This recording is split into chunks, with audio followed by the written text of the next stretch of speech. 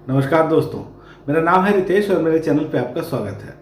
दोस्तों, आज बात करेंगे सीरीज द मार्क्ड हर्ट के बारे में। नेटफ्लिक्स पे ये आई है। ये एक कोलंबियन सीरीज है और मूलतः स्पेनिश भाषा में है, लेकिन इंग्लिश और हिंदी में आप इसको देख सकते हैं।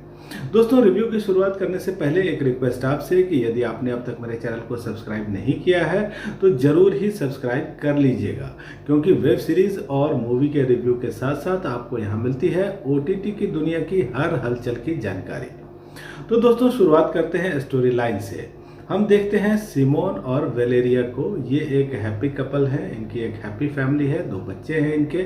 और एक दिन सिमोन और वेलेरिया हाईवे से आ रहे होते हैं। वेलेरिया का जन्मदिन होता है, सेलिब्रेट करके ये लोग घर लौट रहे होते हैं। तभी रास्ते में इनकी कार का एक्सीडेंट हो जाता है। कुछ लोग वहाँ आते हैं और वेलेरिया को किडनैप करके ले जाते हैं।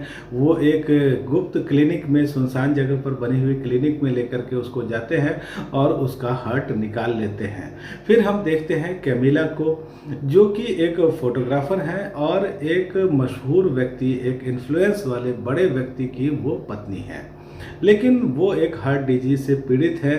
उनका हार्ट ट्रांसप्लांट होना है। फिर वेलेरिया का हार्ट कैमिला को लगा दिया जाता है। इधर सिमोन को ये लगता है कि इस एक्सीडेंट के पीछे या फिर उनकी पत्नी की मौत के पीछे कोई राज है, कोई साजिश है, और वो सच्चाई का पता लगाने की कोशिश करते हैं। इसी क्रम में वो कैमिला से मिलते हैं और इन दोनों के बीच भी नज़दीकियां बढ़ने लगती हैं। फिर क्या पता चलता है, क्या इन लोगों के साथ होता है, यही आप इस सीरीज में देखते हैं। दोस्तों, सीरीज का जो बेसिक प्लॉट है, कहानी का जो बेसिक प्लॉट है, वो अच्छा है। राइटिंग आपको कई जगहों पर अच्छी दिखती है, लेकिन स्क्रीन प्ले बहुत ही लेंदी और ड्रैग्ड है। दोस्तों, यहाँ ऑर्गन ट्रैफिकिंग की बात की गई है, लेकिन साथ ही जो यहाँ कैरेक्टर्स हैं उनके जीवन में भी झांकने की कोशिश की गई है। उनके इमोशन को, उनके मनोभाव को समझने की कोशिश की गई है। इनके जो आपसी रिलेशन है, रिलेशनशिप्स के अप्स एंड डाउन्स है, या फिर इनके अंदर जो गिल्ट की भावना है, जो सौरो है, या एक जिद है सच्चाई का पता लगाने की, ये सब देखना अच्छा लगता है। सीरीज की शुरुआत अच्छे ढंग से होती है और यहाँ हमको सारे कैरेक्टर्स के बारे में भी पता चल जाता है शुरू में ही। फिर 2-3-4 एपिसोड तक ये सीरीज अच्छी लगती है और ख़ास करके जो इन्वेस्टिगेशन वाला पार्ट है वो देखना हमको अच्छा लगता है। यहाँ एक सब प्लॉट भी रखा गया है और वो भी ठीक है, लेकिन जैसे जैसे ये सीरीज आगे बढ़ती है ये सुस्त पड़ती जाती है, ये एकदम ड्रैग्ड सी लगती रहती है, बोर करने लगती है।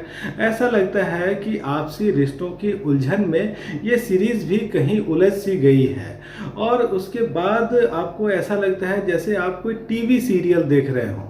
हालांकि बीच बीच में कुछ घटनाएं होती हैं, कुछ एक्शन वगैरह होता रहता है, इससे इसमें इंटरेस्ट थोड़ा बना रहता है, लेकिन जो यहाँ आपसी रिलेशन की बात की गई है या प्यार मोहब्बत जैसी चीज़ें चलती हैं, वो देखना फिर काफ़ी बोझिल भी लगता रहता है। दोस्तों, यहाँ सबसे अजीब या कहिए सबसे हास्यास्पद लगता है कि जिस तरह से यहाँ दिल की बात की गई है। यहाँ ऑर्गन ट्रांसप्लांट की बात हो रही है या ऑर्गन ट्रैफिकिंग की बात हो रही है, डॉक्टर्स की बात हो रही है, लेकिन यहाँ बार बार हम ये सुनते हैं कि मेरे दिल ने ये कहा, मेरे दिल ने ये चाहा, दिल ने ये, दिल ने वो। तो ऐसा लगता है जैसे यहाँ इन्होंने शेर व शायरी वाला अंदाज अपना लिया है। देखिए, जब कविता में या शायरी में दिल की बात होती है तो वो बात फिर ठीक लगती है, लेकिन जब आप मेडिकल टर्म्स की बात करें और फिर कहें कि मेरे दिल ने पुकारा, मेरे दिल की भावना, तो वो फिर अटपटी ही लगती है। क्योंकि हम जानते हैं कि दिल एक ऑर्गन है, लेकिन उसके अंदर कोई भावना नहीं है, कोई विचार नहीं है। हमारी भावनाएं और विचार वो सब मस्तिष्क से निर्देशित और केंद्रित होती हैं। और दोस्तों, यहाँ फिर आपको जादू टोने जैसी भी कुछ चीज़ दिखती है, और फिर हमको यहाँ एक ग्रुप दिखता है। ये जो ग्रुप है, कहा जाता है कि बहुत ही शक्तिशाली है, ये सब कुछ देखता है, सब कुछ जानता है। ये ग्रुप इतना बड़ा है कि प्रेसिडेंशियल इलेक्शन को वो इन्फ्लुएंस कर रहा है, इतना महत्वाकांक्षी है कि अपने लिए एक मिनिस्ट्री चाहता है।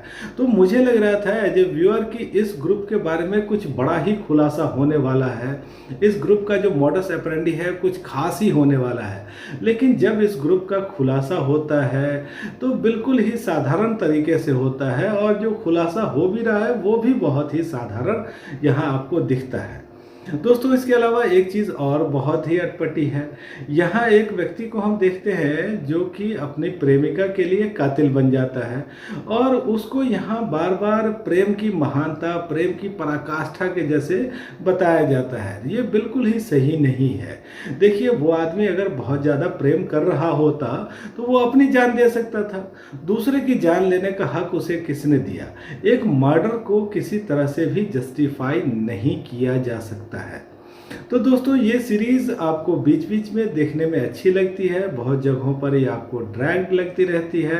हालांकि यहाँ जो ट्विस्ट एंड टर्न रखे गए हैं वो ठीक है, जो घटनाएं हो रही हैं वो भी ठीक लग रही है, और जो थ्रिल है वो भी आपको महसूस होता है। लेकिन ये सब थोड़ा थोड़ा करके ही महसूस होता है।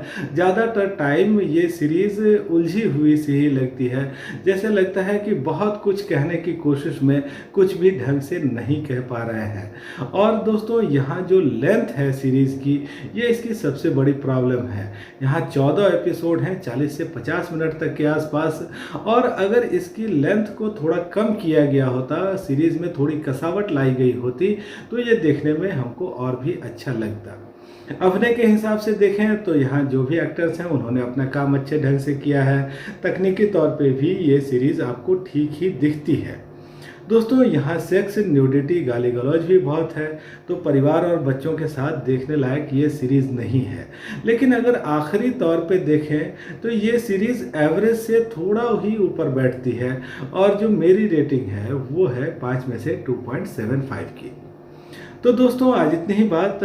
आपको ये वीडियो कैसी लगी मुझे कमेंट करके बताइएगा। अच्छी लगी हो तो लाइक और शेयर भी करिएगा। आपने ये सीरीज़ देखी है तो मुझे बताइएगा कि आपको ये कैसी लगी। धन्यवाद।